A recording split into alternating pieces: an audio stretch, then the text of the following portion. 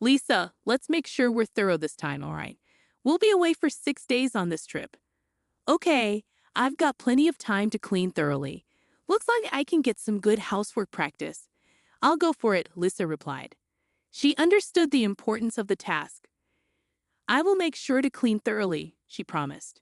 Several days later, confusion struck. Hey, what's going on? We can't get into the house, exclaimed Lisa's husband. I figured as much. What does that mean? He asked, perplexed. What? What is this, Lisa? What did you do? Explain, where are you right now? What did you do while we were on vacation? He demanded answers. Allow me to introduce myself. My name is Lisa, a 30-year-old part-time housewife. I've been married to Henry, my husband, who's 4 years older, for just under a year. You could say we're still in our newlywed phase. I had envisioned a cozy life with just the two of us. That was the plan until we got married. After deciding to tie the knot, we purchased a house and started living together. Initially, everything was going smoothly. However, we encountered a significant problem. Honey, what's for dinner tonight? Henry inquired one evening. What did we have for dinner last night? Lisa replied. We had curry last night. Since it's summertime, something light would be nice today, Henry suggested. The problem? My in-laws started living with us without our consent. We never discussed living with my husband's parents. We bought the house with the intention of it being just for us. Yet, without a word to me, my in-laws decided to make themselves at home. Initially, they only came over on weekends, but it escalated. They brought their own furniture and started acting like it was their house. It would have been nice if my husband said something, but he didn't. He acted like a child in front of his parents with no opinions of his own. I'm worried. Mom, are you feeling the summer heat? Are you okay, Dad? Henry fretted. I didn't realize until after we got married, but my husband has always lived with his parents. I had only visited his parents' house once before the wedding, just to introduce ourselves, so I had no idea what his lifestyle was like. I had no inkling that he was such a mom's boy and a daddy's boy. Suddenly, living with his parents became stressful enough, but there was even more on top of that. Hey, Lisa, there's nothing I can eat for dinner today. Can you make something else? My husband asked. Isn't fish with foiled vegetables, greens, and soup okay? I suggested. I'm not in the mood for fish. I wanted meat today, he replied. My mother-in-law was acting like a princess as usual. She always found something to complain about, this or that. I don't have any meat right now, she announced. Oh, is that so? Let's order delivery then, I proposed. My mother-in-law then started ordering luxurious hors d'oeuvres, not the sort of thing one would usually order on a weekday. It's fine if she wants to splurge with her own money, but... I began. Hello, I'll take one of those luxurious hors d'oeuvres. Yes, you can charge it to the usual card, my mother-in-law interrupted, revealing that she had registered my card without my permission. At first, I was shocked and asked why she would do such a thing. Because everyone will eat. I order, right? It's everyone's food expense, so it's normal for you to pay, right? She explained, brandishing her own theory. Sure enough, if my mother-in-law orders too much food, everyone has no choice but to eat it. I reluctantly eat as well, but why should it be taken for granted that I bear the entire burden? I can't seem to fathom my mother-in-law's thought process, and my father-in-law is quite a character too. As a wife supporting a family of 4, I feel compelled to prepare both meat and fish dishes. Everyone might have different preferences, right? This is exactly why modern women are often so frustrated.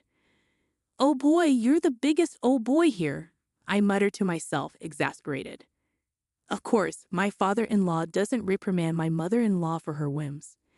On the contrary, he seems to concur with her and blames me, projecting his stereotypical views onto me. They are indeed 2 peas in a pod. I suppose they believe that modern people just can't handle even the simplest tasks. It's a real problem. Good thing we have delivery, my father-in-law remarked. That's right. There's such a variety of delivery these days. I'd rather have delivery every day than Lisa's home cooking, my mother-in-law added with a chuckle. My in-laws seem to take pleasure in poking fun at me, even though I'm the one covering their food, living expenses, and even the mortgage for this house. Why should I be the butt of their jokes? Anger bubbled up inside me.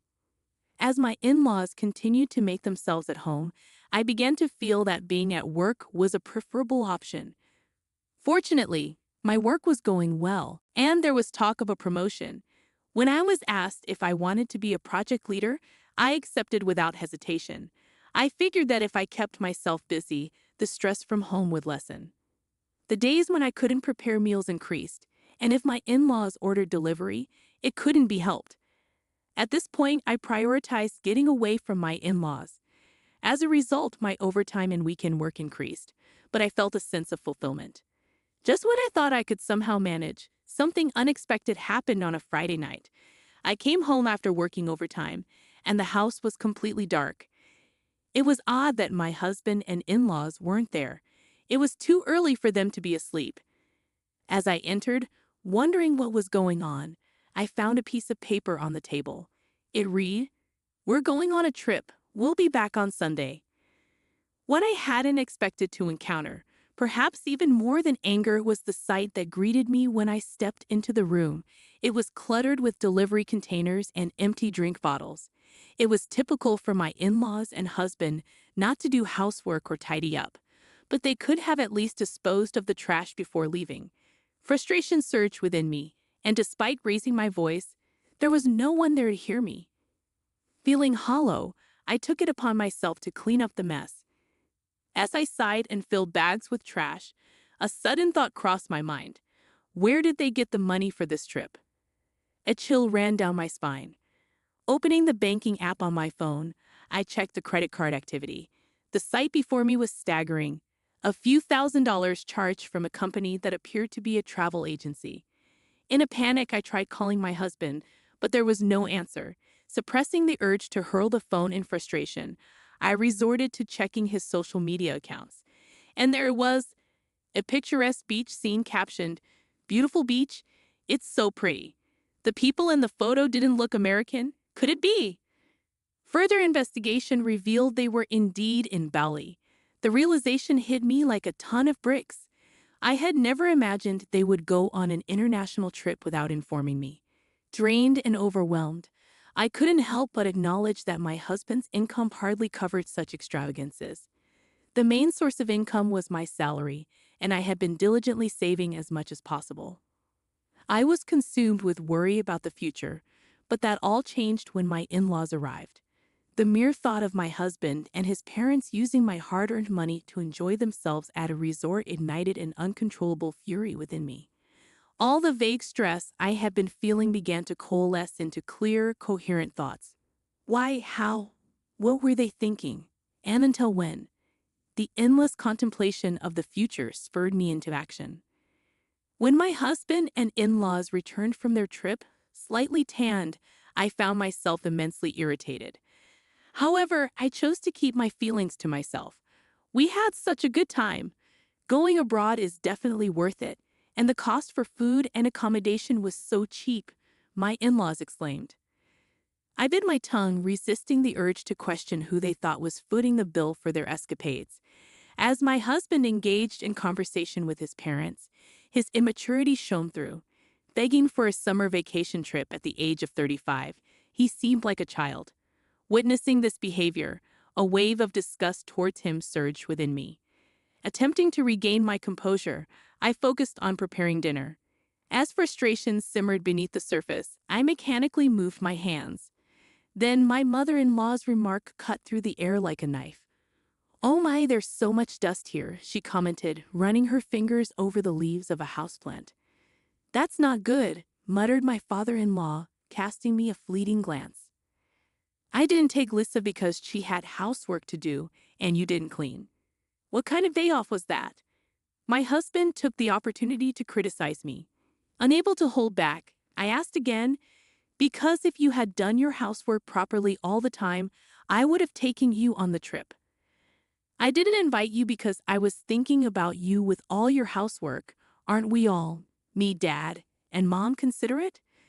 My husband said this with a straight face. Thanks for your thoughtfulness, I replied, suppressing my anger. My face twitched, and I turned my back, pretending to take ingredients from the refrigerator. Are you out of your mind? I shouted inwardly. I couldn't believe it. Leaving the house messy, taking a vacation with my money, and then coming back to say that.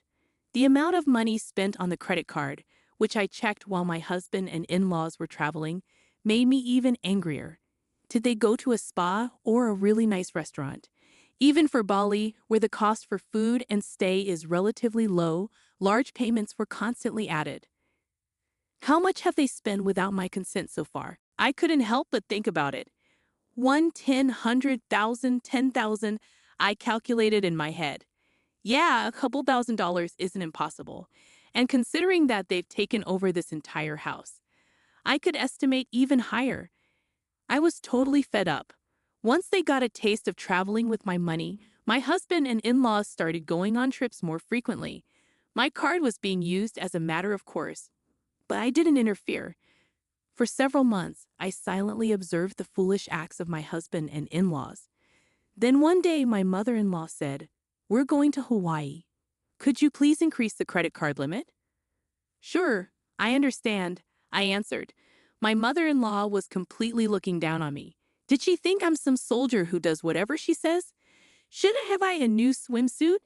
In her ridiculous age, she's flipping through a swimsuit brochure, looking excited.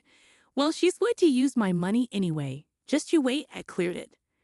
My cheerful mother-in-law was so engrossed in the brochure she didn't even notice the day my husband and in-laws left for Hawaii. The room was the messiest it had ever been. My husband and in-laws were apparently heading to the airport soon, and they were busily checking their luggage. As usual, they seemed to have no intention of cleaning up the room. "Oh, Lisa, make sure you do it right this time," my mother-in-law told me. "It's a long trip this time, 6 days. Plenty of time to practice your house chores." "Good luck, Lisa," my father-in-law added cluelessly. What is he talking about? Seeing it was about time, all three of them started to rush. They're chatting and leaving, looking genuinely excited. "Understood, I'll make sure to clean thoroughly," I said, though they probably didn't hear me due to their chatter.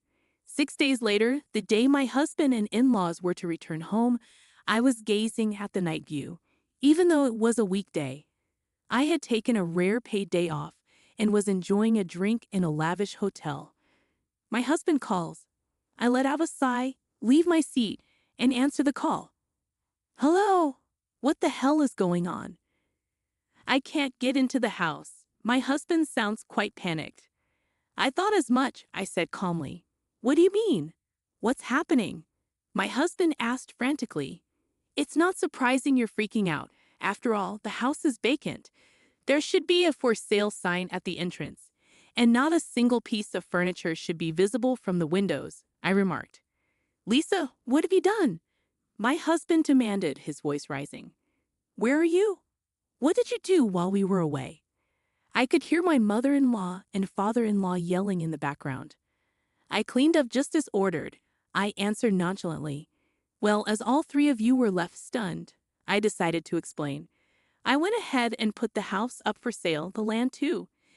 It's completely clean now, nothing's left inside." "You foolish woman," my father-in-law yelled. "What foolish thing have I done? Who's been doing foolish things, I wonder?" "You all sure had a great time using your daughter and money and living it up," I retorted. "Lisa, don't be mean. Quickly change it back. What are we supposed to do? You'll also be in trouble without a place to live, right?" my husband pleaded, his voice almost teary. "I won't have a problem. The house was bought by me in the first place, and all I did was sell it. I've decided on my new place to live. Yes, the house was purchased with my considerable income. Of course, it's under my name. It was a house to which my husband had no rights," I explained firmly. "How could you? It was our home. How could you sell it without permission?" my mother-in-law exclaimed. "Please save your sleep talking for when you're asleep. It was never your home to begin with. You were just freeloading, right? Parasiting off me, right?" I countered sharply. "I've made up my mind. I can't continue like this, losing everything. I need to exterminate and rid myself of these harmful pests, I declared. How dare you speak to Mom like that? My husband's words were met with my swift retort. You're the pest too. I want a divorce. I'm going to demand my money back, which you've recklessly spent. I've already consulted with my attorney. The amount is... Before I could relay the amount, I heard a loud clatter on the other end. It seemed that my husband, in shock, had dropped the phone. What happened, Henry? What's wrong? The voices of my mother-in-law and father-in-law echoed clearly, worried for their son. Oh, Dad. My husband started crying like a child through the phone. I could only pull back in disbelief. Knowing that any further conversation would be futile, I hung up the phone and sat back down, sighing. It had become second nature to me, but today, it was different. It was a sigh of relief. At last, I had finally cleaned house. Good job, I toasted to myself, sipping champagne. My husband and in-laws seemed to have no choice but to return to their family home. Well, they had nowhere else to go, after all. During the months from my decision to divorce until I actually brought it up, I found out that their home had turned into a hoarder's paradise. When I visited to introduce myself before marriage, the place didn't seem so disheveled. They must have hired professionals to temporarily tidy it up. Their house had a long-standing reputation in the neighborhood as a hoarder's home. Perhaps a messy house suited my messy husband and in-laws more than a clean one. Though my husband was reluctant about the divorce, he quickly accepted when confronted with my attorney, sobbing as he signed the agreement to pay me back the money they spent. It's not an amount he could easily afford with his salary, but it's only fair since he was the one who created the situation, recklessly indulging in luxuries with other people's money. And so I managed to completely sever ties with my troublesome family. However, I must regret the fact that I married such a man in the first place. Before we got married, I somehow managed to spin his troublesome traits in a positive light, finding him charming and laid back despite his flaws. Maybe I was too desperate as I approached my 30s. While occasionally venting about this to my colleagues, I go about my daily work. Will I be single forever from now on? I ponder aloud. You're still young. Don't say things like that. My colleagues play along with my complaints and jokes. You're right. I shouldn't give up hope. I concede. Would you consider someone younger? One of my subordinates asks. Was that a joke? Looking up, I see that their face is serious. Don't hoard unnecessary things. Cleaning is important, but maybe, just maybe, I don't need to give up hope, I realize. These days, I find myself pondering such things.